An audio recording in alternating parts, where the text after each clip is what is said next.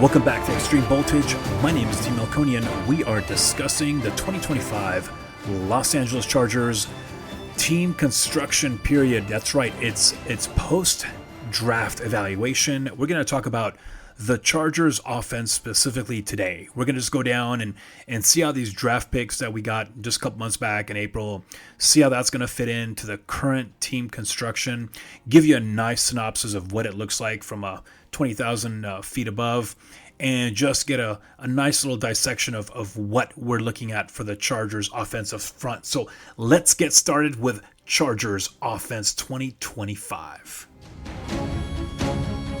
Okay, the draft came and went. I'm sure you have seen some of the nice targets and tools we've added in, some young men that are going to come in and potentially, provide us with some extremely great talent, hopefully, to kind of get this Chargers team above ground.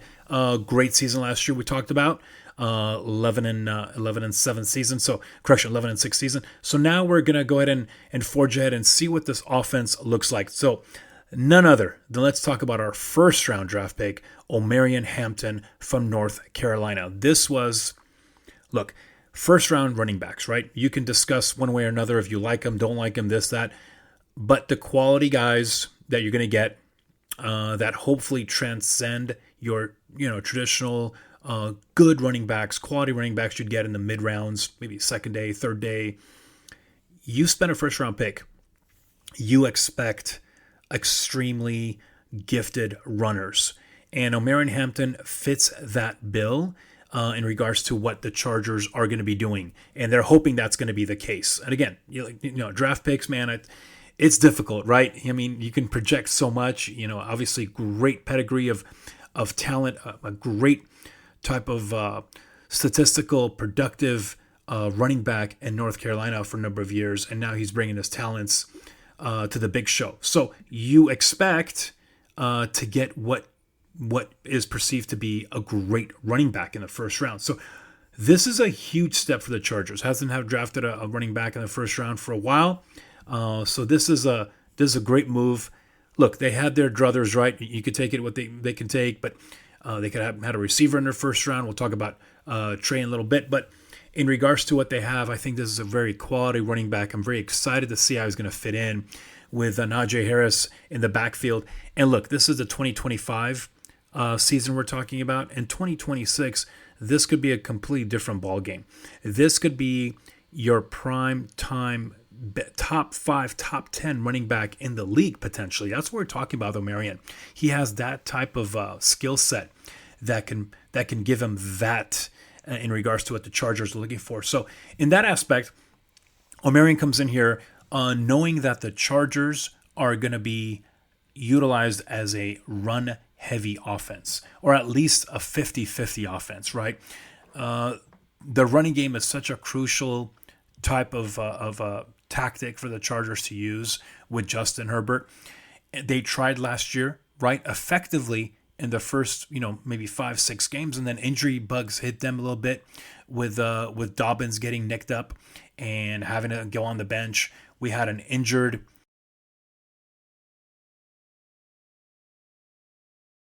came back, but really didn't provide that extra oomph, that juice, as you will.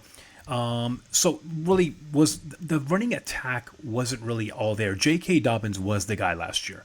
And when he was healthy, he was very productive. And then defenses caught up, right? Defenses caught up, stacked the box. Injuries also obviously derailed. He was off for a few weeks with that ankle or knee. So that hurt him. Came back, yet wasn't his explosive self all the time, consistently, I should say, at least. And I think that the defensive game plan on opposing teams really stacked it up where, they made them run at that point, right? And Herbert had to rely on the passing game, which really wasn't quite there last year. Ladd McConkey, fantastic receiver. But again, Quentin Johnston, 8 touchdowns last year, and we'll talk about the receivers here in a minute. I still want to focus on the running backs, but what I'm trying to say is the running game last year became an issue because of like we said, the earlier injuries and what have you. Some players not really stepping up. Kamani Vidal, the running back coming in, he had yeah, he had glimpses, he had flashes, but really didn't provide that extra umph. So I think in regards to that, the Gus Edwards, stalled injury beginning of the year, and then really wasn't very consistent throughout. And of course the J.K. Dobbins inconsistency, forcing the injuries in the end, I think really curtailed and hurt this offense. And again, you have to mirror that the fact that the receiving core for the Chargers was not fantastic last year.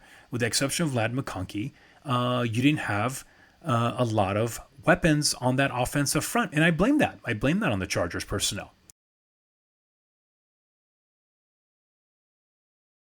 Quentin Johnston, better season than the first rookie year, but yet some issues with hands, some drops. Even though the eight touchdowns came in, there were some crucial drops along the way, and that hurt him.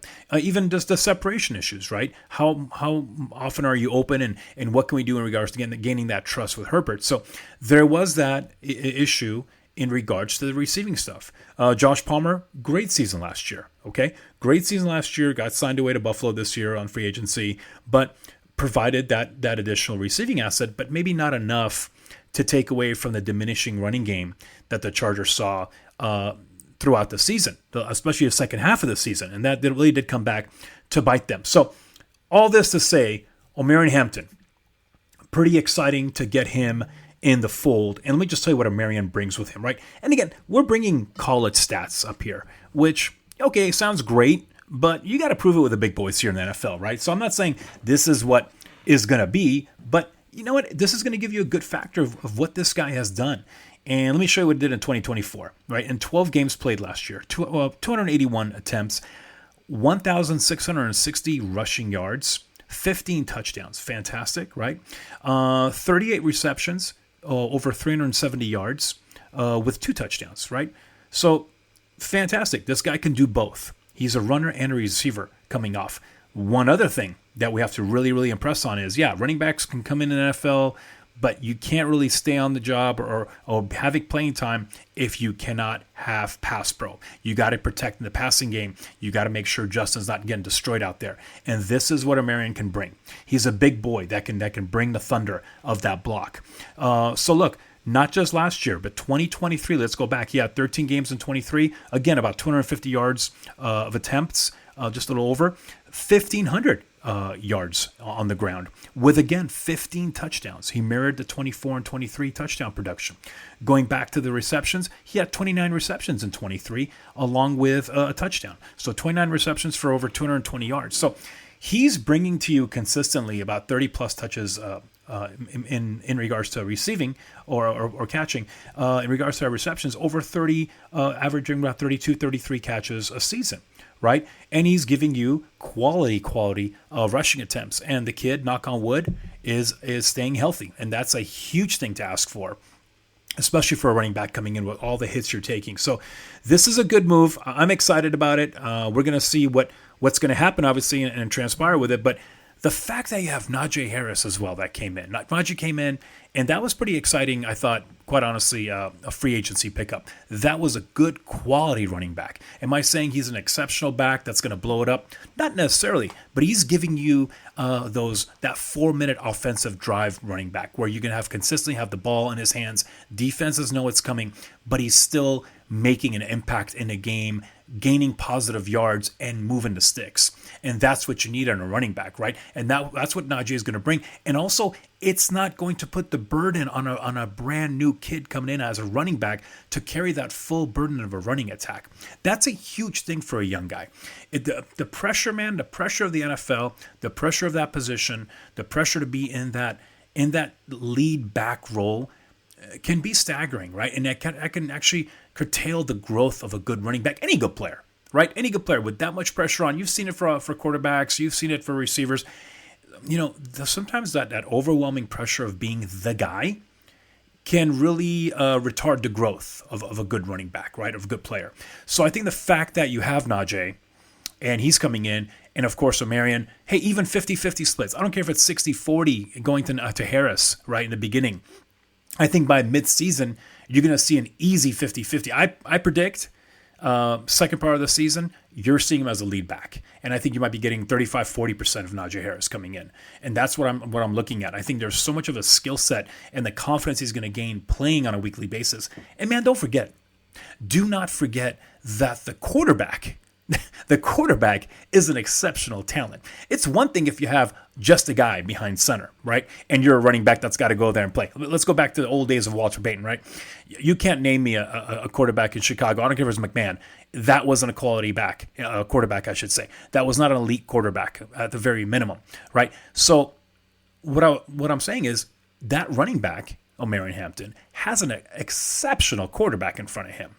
And that's going to make his open lanes, right? That A and B gaps, they can't fill it all day long. Because if they do, they're going to get destroyed in the middle of the field and the back end of that field, okay? Because Herbert's going to pick people apart. And the fact that we've added on to that receiver set, which we'll talk about here in a minute, that's going to be a factor as well, okay? So yes, I'm telling you right now, the offensive game plan is not going to shrink this year with a running game, but it's going to exponentially expand because you're having two really good running backs, one potentially superstar in Omarion, and also the flourishment of an amazing Herbert, along with this really underrated offensive receivers and tight ends, which we'll talk about here in a minute.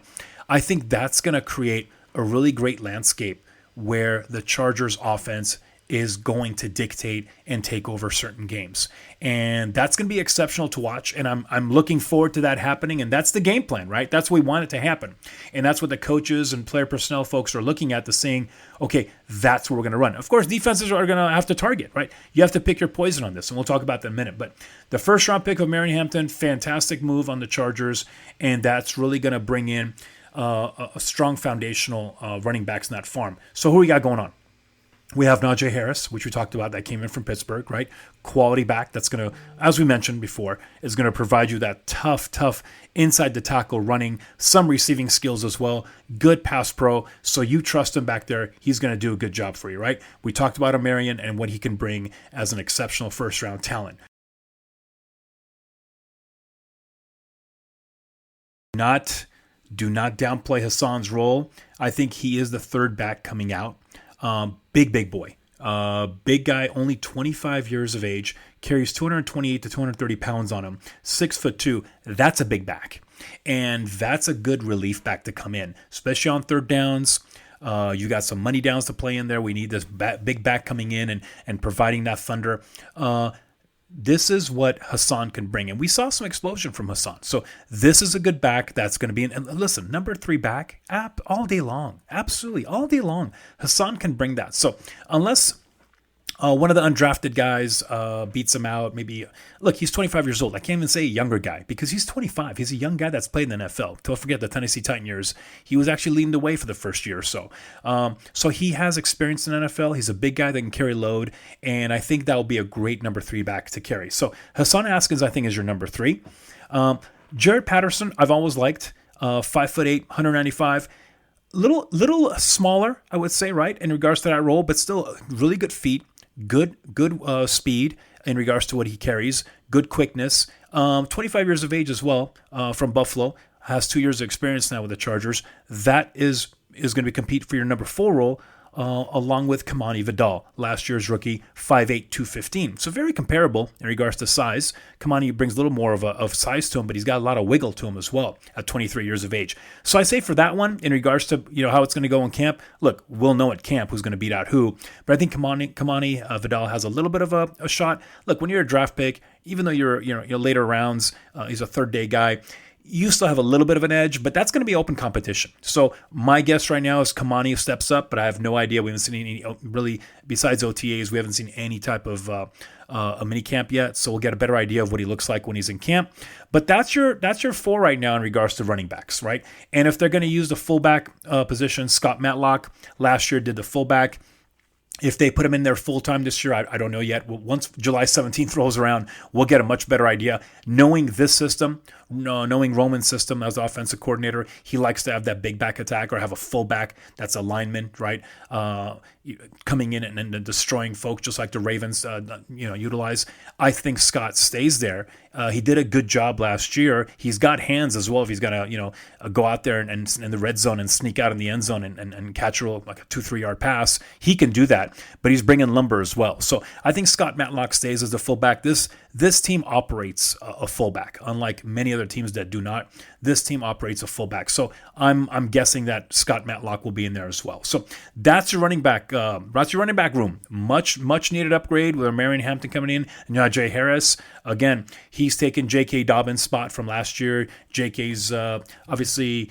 The Chargers did put a transitional, I believe, tag on him in regards to restricted tagging. So anybody I can pick him up, I think is going to be do a draft pick later on. But that's pretty much it. I don't foresee J.K. coming back. It would have been great to have J.K. Dobbins in the room. I think he'd be a perfect number 3 in here, 2.5 to 3.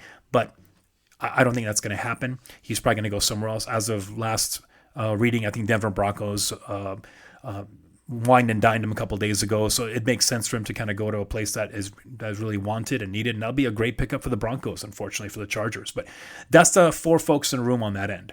I'm going to skip over quarterback for a little bit. We're going to come back to it because I do want to talk about Trey Lance. Let's go to the receiver room. This is exciting for me because we kind of briefly talked about the receivers, right? And everyone last year, when I say everyone, media frenzy, really before the season really attacked the Chargers on the fact that, losing Keenan Allen, losing Mike Williams, losing that really top 1A and 1B in that offense really was going to hurt them. And unfortunately it did. It really did. And I don't think, here's the whole thing though. Even if they kept Mike Williams and Keenan Allen, again, we'll never know. But even with that, it's not the same team. These guys are older. You saw what happened last year. Mike was just coming off that ACL, right? Not looking what he looked like. Again, I'm not going to use all the whole Jets experience that he had with the negative Aaron Rodgers play. But just the fact that he went to Pittsburgh afterwards and actually was looking really good, but it takes a while to get over that ACL. And he was just freshly coming off that. So even if he stayed with the Chargers, you can't expect a healthy Mike Williams like that to be doing what he was doing the prior year. So that would have been a slow start for him anyway. Keenan Allen, look, still a quality receiver, but it was 1 year after, right? Smartest move they made, quite honestly, was giving up that huge signing, or I should say the contractual obligation, and having to move on and get that 4th round draft pick, right? That was huge, and obviously they used that to gain a receiver. So in that aspect, even if the boys came back, maybe it would have been a little bit better, but still, I don't expect night and day results from what they had. So, and I'm not trying to defend the organization. I think it's a tough situation to be in, and what I was hearing and reading is that fact they wanted to keep Keenan, and it just did not happen for them. So it is what it is. We're going to move on from it. But here's your receiver class. Okay, this is what I'm loving. Look. In regards to the man, Ladd McConkey, he is incredible. And his connection with Herbert was fantastic throughout the year. Great stats, great touchdowns, great receptions. I mean, the man really played outstanding last year, talking about Ladd, coming out of Georgia. 2nd round draft pick, just fantastic. Can't ask for anything else. He even surpassed the 1st round receivers, quite honestly, in what his production value was. The Chargers are looking at him to be that guy.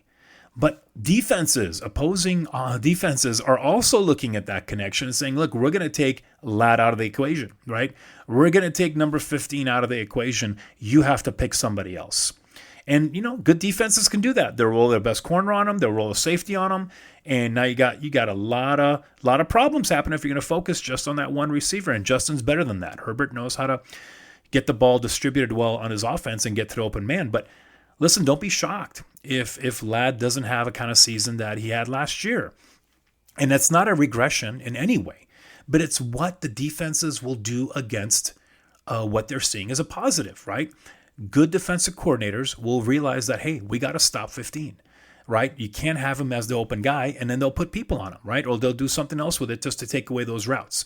So if that's the case, other guys have to step up. Who are the other guys? Quentin Johnston, right? Third year. Had a good season last year, like we talked about, but the drops did hurt us once again.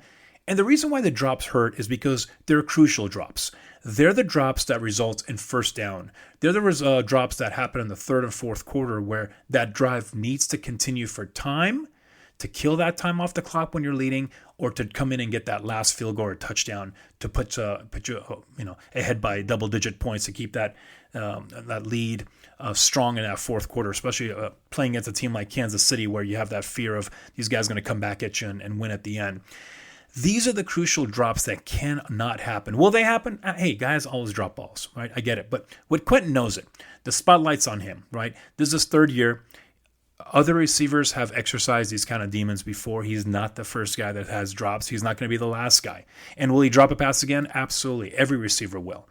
But it's what you do afterwards, how your confidence stays up. And the crucial moments is what I'm going to be looking at. I'm not too worried about the first and second quarter with Quentin right now. But how you make your money is that fourth quarter. How you make your money is on third down. How you make your money is playoff games and victories. It's when the pressure's on, which we just talked about a little bit ago with running backs, right? When that pressure's on and you're the guy that's got to make that catch, that tough catch or whatever, you got to make sure your feet are on the first down marker, you're on the sideline, and you're inbounds. This is the crucial position. And Quentin has got to have that confidence ready to go at those moments. And it seems like the drops happen during those pressure-filled moments, which is very normal to any human being. Because once the pressure's on, you start losing focus on certain areas, eyes, hands, concentration, feet, and that can hurt you in the reception column. So Quentin right now currently is still number 2 on my books. I think he's going to be the lead guy along with Ladd. Until we have some other guys that are going to step up. Okay, a whole year removed from ACL, comes back home, has that nice connection with Justin, right? This is what I can see easily transpiring into a very positive situation with Mike jumping right back on, 6'4", 220, 30 years old, still has a lot of juice to play. You know what Mike can do. He's going to stretch that field down there. He might not burn you, but he's going to go up and get on that ladder and grab that ball away from any corner or safety. And he's a tough hombre, right? The only problem is, he gets banged up on those kind of plays. So Mike's issue is availability, right? Especially in this role that he's going to be in. But I think you're not playing Mike every snap either. I think you're smart not playing a 30-year-old on it every snap. I think that's crucial on a 17-game schedule, and you have to always think about your playoffs. Right? You got to keep these guys healthy enough for the postseason while they're contributing so greatly during your wins. So Mike Williams is right there for the number 3. I think he's going to take a good step there and be in there for you as well. That was your second-round pick, Tre Harris from Ole Miss. Tre Harris, look, this is an exciting receiver coming in the second round. A lot of guys were thinking maybe receiver in the first, right? A lot of fancy names up there. Tre Harris, exceptional player, and I know the Chargers were targeting him to really try to get him in that round, and they were kind of worried that the more and more that Jackson Dart was being shown on screen. I remember the GM was talking about this. The more and more Dart was being shown on screen when he was getting picked in that first round from a trade, they're worried that the other teams were looking at that Tre Harris again. That Tre Harris might have been drafted pretty quick, but the Chargers got him in the second round, and this is a phenomenal receiver. 6'3", 210.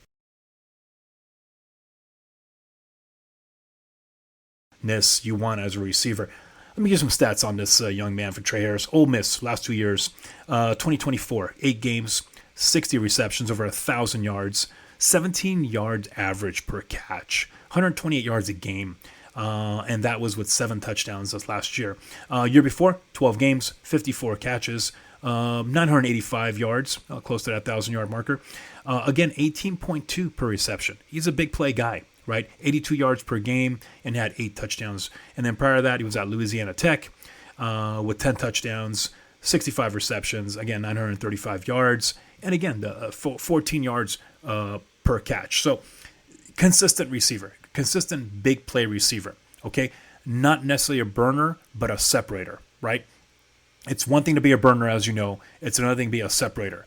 Burning is great, but being a consistent separator, that's where your money's being made because you're making those catches when we need it, right? It doesn't matter what the defense looks like. If you're separating, you're making catches. Has really smooth movements and great hands for him. So once again, 6'2", 204 pounds, really brings it in regards to size.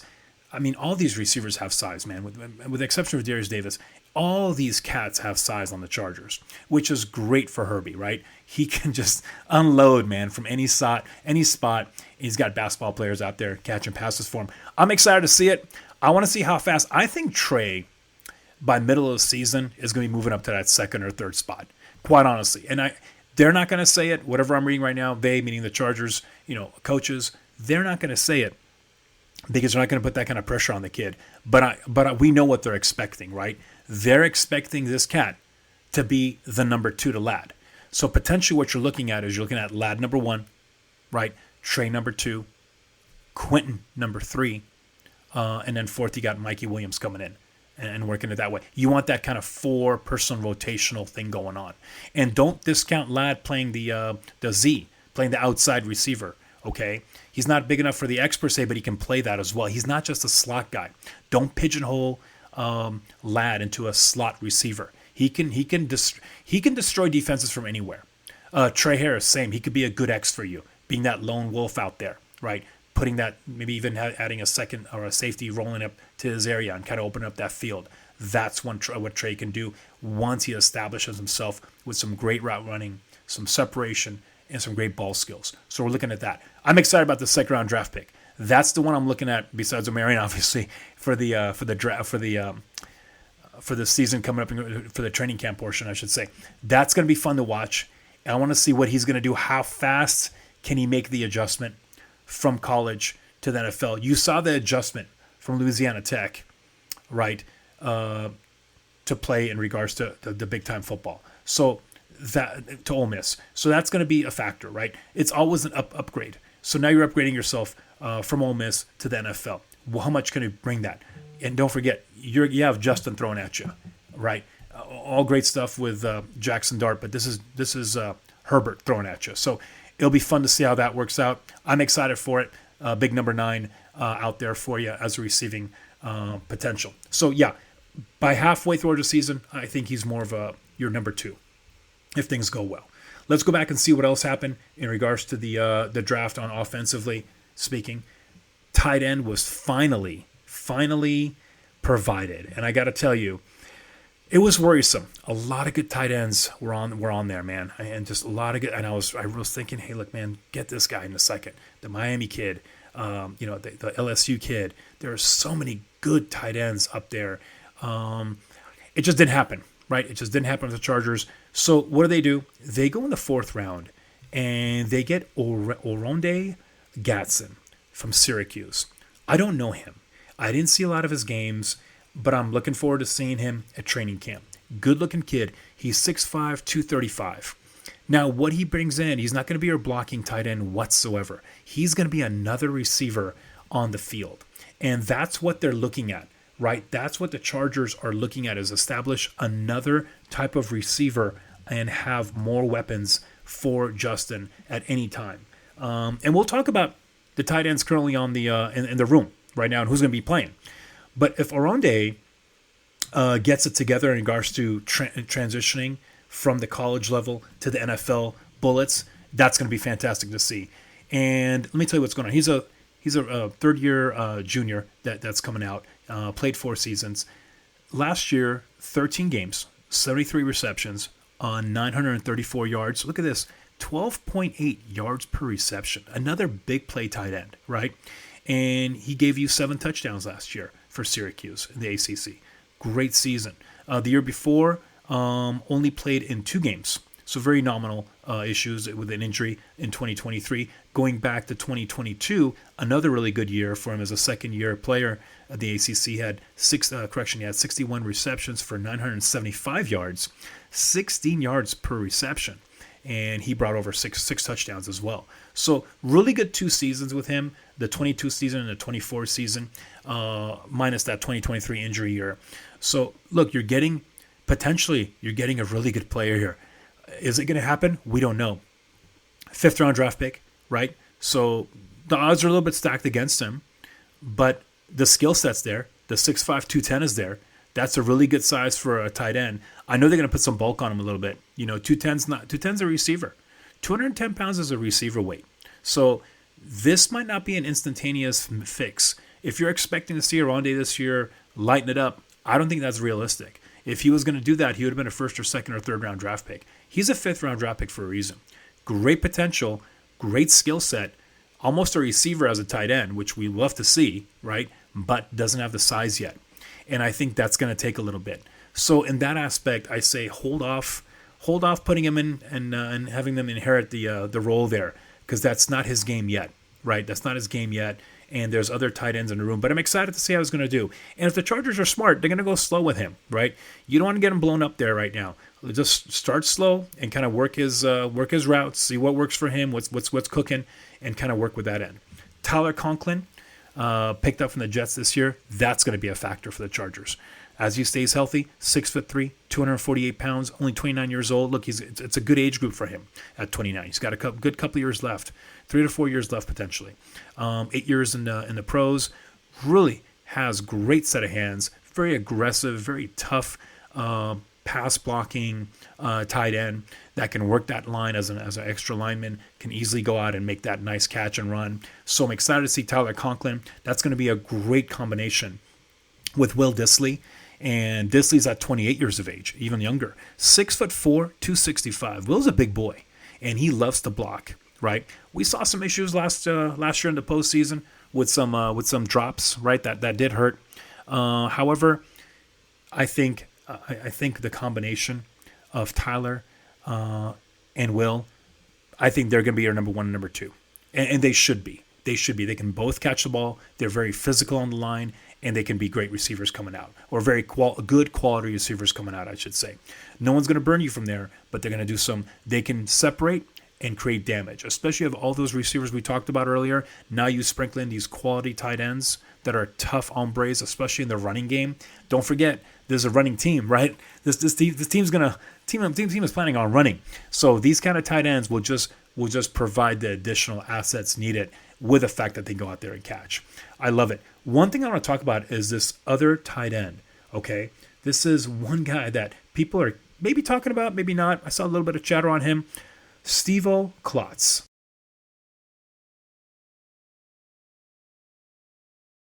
who's an undrafted tight end this year, right? Undrafted free agent tight end. 4 years, all with Iowa State, the Big 12. Here's what he did the last 2 years, okay? 2024, 13 games, 8 receptions, only 8 receptions, 89 yards, 11 yards per catch, basically, with 1 touchdown.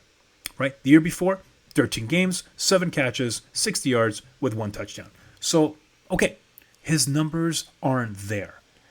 But you got to look at what the potential is with him. Okay, and I think the Chargers are excited with him. 6'4", 250 pounds. And he's also played linebacker, right? But this is tight end spot. So far in voluntary camps, I've been hearing his name a lot. And they're really excited with his skill set. Yes, has he performed at that level in Iowa State to be that guy? No, but he's had very limited, as you saw with the stats I showed to you right now, I talked about, very limited opportunities, right? And, that could be his issues where the opportunities weren't there because he wasn't separating, he wasn't, doing the right routes or what have you, but limited opportunity does not mean that's what's going to be the case with the Chargers, right? Again, I'm looking at him as the fourth tight end right now. Maybe the 5th tight end, maybe a practice squad guy that's going to have to stay out there and kind of get himself ready for next year. But he has the size. He's got this size, right? And I'm sure he's going to get built up as well. We just talked about it. You can't build 6'4", 250 right away and go out there, but he already has that. So that's a good 40 pounds bigger than Gostin. So this is, and what I've been hearing is very positive with him. If he's able to block, NFL blocking, and get these running backs free, he's going to see playing time, right? He's going to see some good playing time in here. And how nice would that be as a 3rd tight end coming in? That'll be fantastic. Now, I've heard great things about his hands as well. So if this kid builds up, and again, just don't look at it as a 1-year project because, don't expect, this guy to be your starter, obviously. But I'm telling you, this is a good buildup. If you have somebody like this that has these potential traits and does well, and gives you a year in the practice squad, or third or fourth tight end coming off and getting some playing time, that's a good potential buildup as well. So Steve Klotz, one name to talk about. That might be our lottery pick. That might do some damage in regards to their training camp. We'll see how that one goes. Other tight ends in the mix: Tucker Fisk, 6'4", 285, big boy, 26 years of age, from Stanford. He played last year as well. Good-looking tight end, decent hands, not too shabby. I was impressed with his blocking. I don't know much about his in regards to how much playability he has as a down the field target. We'll see how much improvement he's done from last year. But that's going to wrap up your tight end room in regards to what we're looking at for that aspect. We're going to break into the offensive line next time we're on. I want to talk about that a little more in detail. I think we've got a lot to discuss, especially the Mekhi Becton situation, the uncertainty in the center position, along with all the other additions and concerns on that offensive line. So we'll discuss that next time. We appreciate you listening to us. Next time around, we're going to break down that defense as well and give you all the nitty-gritty on all the positional rooms. We want to acknowledge Kevin McLeod for Strength of the Titans and the Ice Giants. You can find Kevin on filmmusic.io. We appreciate you listening. Once again, my name is D. Malconi, and you can find us on Instagram at Extreme Voltage Podcast. Until next time, we'll catch ya. Go Bolts!